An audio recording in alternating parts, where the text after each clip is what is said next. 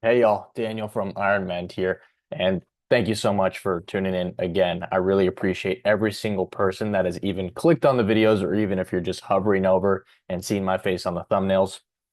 You're allowing me to live my dream, and that is spreading awareness and educating the public about peptides, hormones, longevity in general, because ever since my traumatic accident in October 2025, this has been all I think about, all I talk about, and all I want to do and talk about. So without further ado, if you haven't noticed, we also started delving into the realm of YouTube Shorts because I am a complete internet degenerate and I love consuming short form content. So we've been splicing up the clips and adding those. If you can't watch or commit to educating yourself, through the duration of 15, 20 minutes, we made it more digestible. I'm taking those clips, making them go viral. Hasn't worked yet, but we'll get there.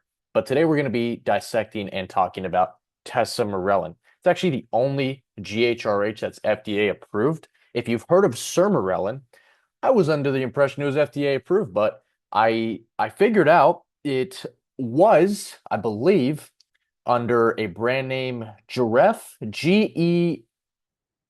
I'm blanking here, Geref, I believe. I'd have to look that up again, but that was for the traditional use case of growth hormone failure in minors, in children, essentially. And it was actually pulled off the shelf. For what reason, I know not, but at one point had a full pharmaceutical branding behind it. But now you see it on websites like Superpower, like Brian Johnson's longevity website. Am I recording? Okay, I am. Thought I wasn't. I already had to redo this video a couple times.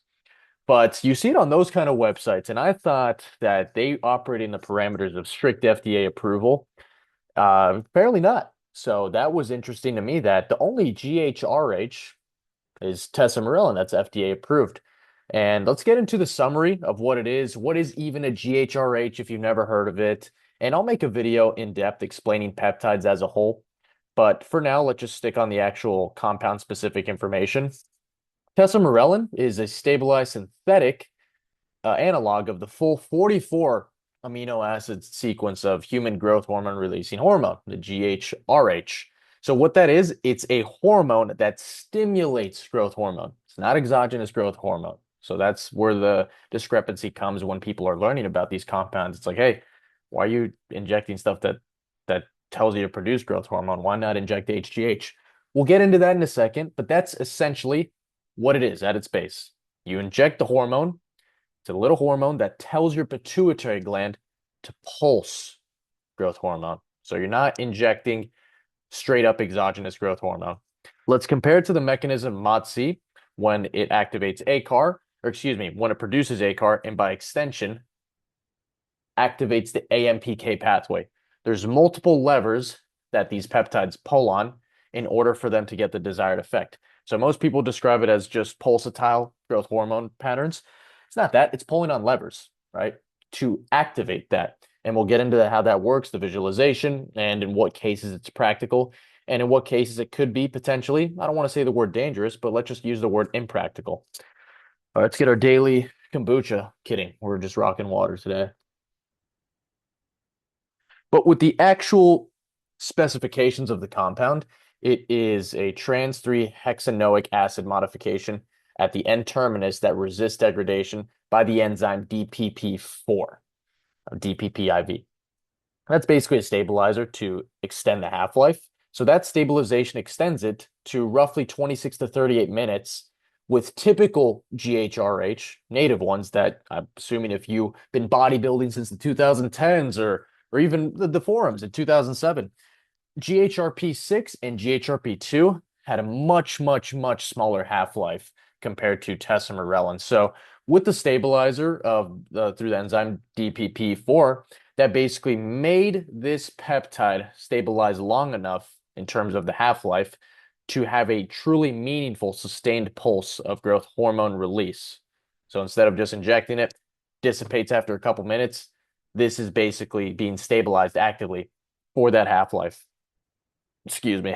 So let's go to the mechanism pathway that I drafted up for y'all because I am awesome. Alrighty. So here's the actual mechanism pathway. So after injection, it binds to the GHRH receptor through your pituitary gland. And then I always highlight the actual main, I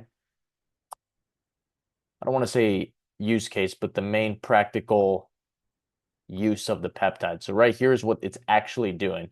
It's pulsing growth hormone release. And these two are just the extension of growth hormone release. So it pulses growth hormone after injection.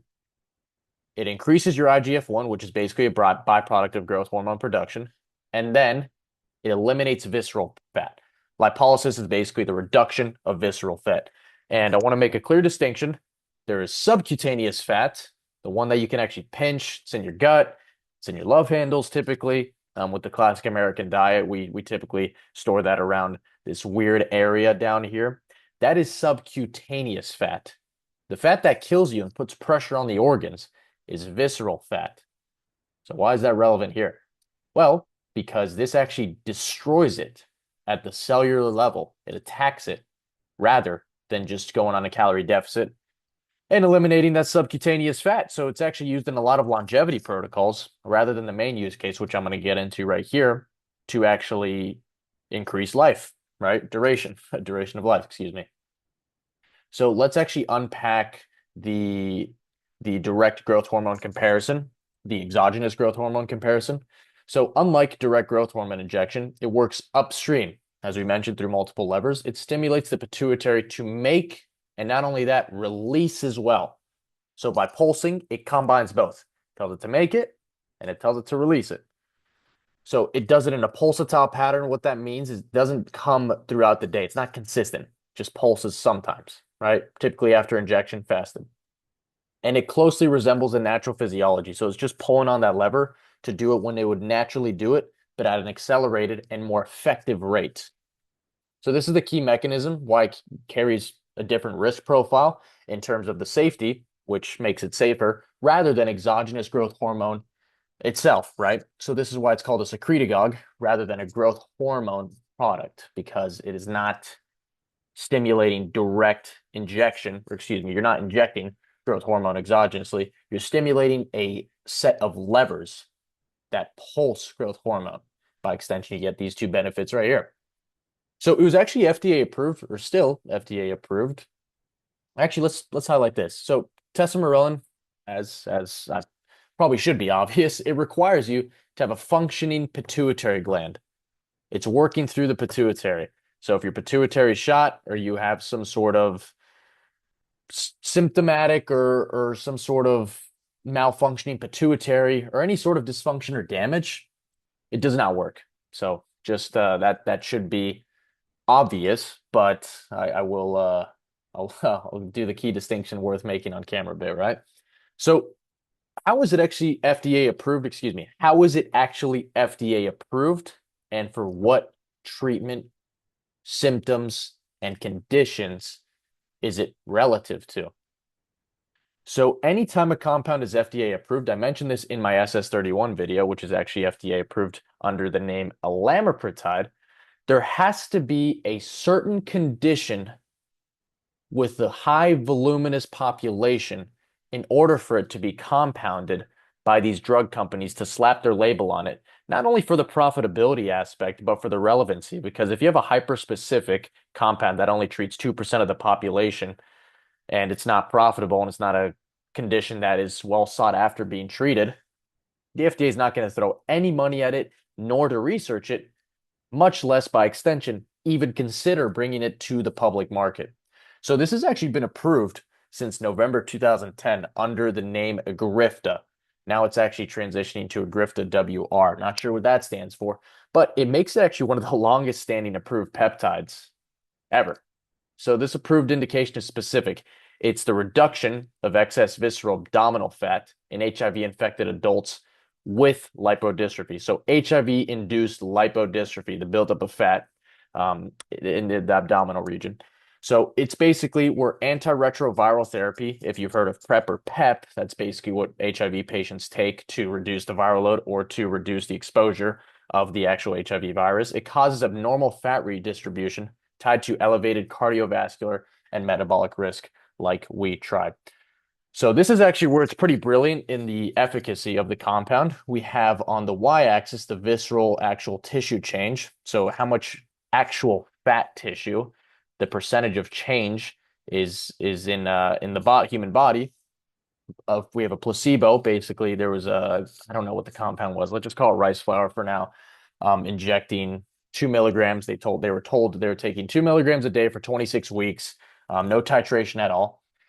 We actually saw there was no change, obviously, in the placebo. Sometimes you'd be surprised that people think like the visceral fat works the same as sub-Q. Maybe that would influence some sort of actual visceral fat change. The mind is powerful, but in this instance, the placebo did nothing. That explains how specific the compound works. With Tesamorelin, you had a 15.4% change in visceral adipose tissue, a reduction, might I add, not a gain. So in versus the placebo, completely blew it out of the water. We're not looking at like a 5% change. We're looking at 15% of visceral fat being stripped off the body in 806 patients. So why does this actually matter? Because this was across a huge, well-controlled study. Typically, what I see with these peptide studies, like around 50 to 75 people, this was 800 participants in the real trial population, not a handful of those case reports we see. And not only is it anecdotal evidence, it's real evidence. It's not just people saying, I feel better. Well, hop on the DEXA scan. What do we see? It's real, it's reported, and it's selectively targeted. So tesamorelin reduces the visceral fat specifically through the IGF-1 increase without major changes to sub-Q fat or overall body weight. So it's basically stripping away the dangerous fat without doing a complete body recomposition we see on GLP-1s that produce kind of that general weight loss. But the rebound problem, and this is pretty nuanced, is that the benefits are not permanent, which sucks. Visceral fat reduction is only maintained with continued treatment, VAT accumulation, the visceral fat, towards baseline after discontinuation. So why would you even want to use this compound if you're going to rebound? Well, I'll tell you. It's basically the pattern consistent with a physiological effect that requires ongoing pituitary stimulation rather than a one-time structural change. So why even use this if I'm going to rebound? Well, this is in populations that continue to do the habits that were built on the actual visceral fat creation in the first place. So they weren't eating, they weren't exercising. Then they hopped on this, they shred the visceral fat off, then it just came back. They were drinking, they were doing excess drugs or whatever, whatever the case may be that led them to build up that visceral fat. They didn't change the lifestyle. So I wanna make that clear. It's not that just like it's not a permanent fix, nor is it a temporary fix. Any sort of compound that you introduce in your body and expecting it to work like magic, which some of them do, but expect them to have permanent results without you putting in the work, I think it's just a disservice for the general population. And it's just not an accurate representation of what regenerative medicine is. Regenerative medicine isn't like you sit on your ass and then you don't do anything and then you feel like the man after. No, it's consistent work paired with intentional pharmacology. Shoot. Where is... All right. Second page. So this is the cognition research no one talks about. You see on Reels, as I always mention, I'm always chronically on Reels. I'm addicted. I love it. But this is something that no one talks about. So the study actually followed from an earlier pilot showing that GHRH treatment had positive cognitive effects in healthy older adults and extended the question to adults with mild cognitive impairment. MCI. The population at elevated risk of progressing to dementia. This rationale basically ties to the somatotropic axis, where the growth hormone stimulation happens, right? Your GH, your GHRH, your IGF-1, all relating to growth hormone, which has documented effects on brain function, which naturally, as with everything, with no pharmacologic intervention, declines with age. So more recent work has actually picked this thread up back up in a different population. So not the HIV induced lipodystrophy. This is for cognitive function with the older adults, not treating the lipodystrophy, who experience elevated rates of memory and thinking difficulties, even when the viral replication is controlled on PrEP. Or excuse me, in this case, it would be PEP, so people already infected with HIV. So it actually linked the cognitive improvement to the visceral fat reduction and see if that's a linear correlation. If the visceral fat goes down, cognition goes up, which it did. So here it is right here. Oh, no, that's not it. Where is it? Looks like I didn't pull up the graph for that. But with the visceral fat reduction, the cognition actually improved. And that was measured through metrics of memory. I believe it wasn't BOP but it was like memory games, and just output of cognition. I also think it was through BDNF. I don't want to pull things out of my butt, but I definitely think those are the metrics that basically showed the efficacy of the cognition improvement. So, what does the FDA label actually say? As you know, I do have my mixed opinions about the FDA, but I'm not going to reveal them, as I always say, because I enjoy my life. But Tesamorelin has 15 years of FDA-reviewed safe data, and this is one of the more well-documented safety profiles in the entire series. So this is being pulled directly from the prescribing information. So from doctors prescribing this to the HIV lipodystrophy patients, rather than the anecdotal reports you see that I make on Instagram, and these people are like, Tesamorelin, ipamorelin, Motzi, retatrutide, that's a stack for life. This is real stuff prescribed from doctors. So we have the injection site reactions, 10% of population with the tesamorelin, around 10% with the tesamorelin for the joint pain, and then the elevated IGF was basically in all of them, which it should be. It absolutely should be. You're supposed to have elevated IGF-1 on a GHRH. So yeah, 8 to 13%, 5 versus 5 to 7, 6 to 13, 4 to 7 for the joint pain. And then approximately half of all of the patients on tesamorelin did have the elevated IGF-1 above the normal range, which I don't know why it's labeled as an adverse event. That's actually an expected event, but what do I know? So with any sort of thing pulling on growth hormone, insulin resistance is a very real thing. So tesamorelin can actually worsen glucose tolerance, such as elevated HbA1c. It occurred in 4.5% of tesamorelin patients versus 1.3 on the placebo. So glucose status should absolutely be evaluated before, after, and during therapy. So let's just skip this part. I don't think this is actually um, relevant here because I just had surgery. I didn't agree with this. It basically says the label specifically note increased mortality has been observed with pharmacologic GH doses in critically ill patients following major surgery or trauma. Is what it is. So the bottom line, this is a mature, well-characterized safety profile from an actual FDA-approved label. The only reason I bring up FDA approval is because the sample size and the actual literature on FDA approval. So the trade-off is that the side effect profile is real and non-trivial. Roughly 1 in 10 patients discontinue due to the adverse reactions, and the contraindications around cancer history are absolute, not relative. So here is all of our sources here. I'm not going to go through the script. I didn't even read that. Proud of myself. But that is tesamorelin in a nutshell, and we could get into ipamorelin if you all want to see that. I think that would be very educational to break down with because they're typically paired together. Why can I exit this? Alrighty, let's stop sharing.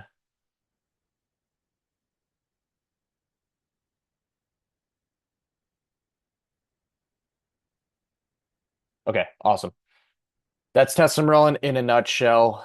Tons of data, tons of relevant data. I say the word relevant probably 100 times a video, but this is where it's actually practical for us to break it down because we actually have a sample size, we have a practical use, and we have safety data reported, which is everything I basically want to know when I'm reviewing a compound or want to administer it myself. And I forgot to mention, this is not medical advice, nor should it be treated as such. I'm not going to go into dosing protocols. I'll go into typical dosing protocols, but not for this. Consult with your doctor for medical advice. As always, check us out, Ironmend LLC. I still haven't figured that out. IronmendLLC.com. 503A compounded pharmacy peptides that we help align with your longevity goals as well as your hormone optimization goals. I've been in this space and educating people for almost a year now, and I wanted to make a marketplace accessible for clean, doctor-prescribed peptides for you all because I was once a research customer. I don't dabble in it anymore just because of some literature I've been reading, but I'm not going to fearmonger here. I'm just here to educate. but would love for you to continue to support our business, our videos, and share this with a friend. Hit that subscribe button, and I appreciate everyone's time as always. Thank you so much. Make it a great day.